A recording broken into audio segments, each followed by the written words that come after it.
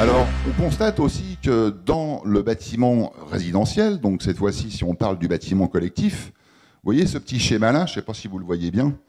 il est assez explicite parce qu'il montre l'évolution que l'on a eue jusqu'à la fin des années 90 par rapport à ce que l'on rencontre aujourd'hui, je dirais, dans le logement. Et on constate, vous voyez, la partie orange et jaune correspond à la consommation qu'on a dans le logement pour le numérique et pour le multimédia.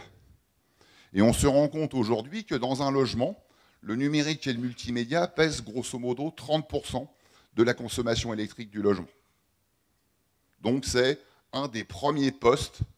de consommation du logement, y compris, je dirais, sur des postes plus traditionnels, comme ceux que l'on rencontre ici, par exemple, comme l'éclairage que l'on a là, hein, ou également tout ce qui va être les postes de cuisson, par exemple, que l'on a en vert, ou de lave-linge que l'on a en rouge, par exemple. Et donc on voit, je dirais, que le numérique a un impact en termes énergétiques, et bien entendu, ce qu'il en découle aussi en termes de bilan carbone, qui est de plus en plus important.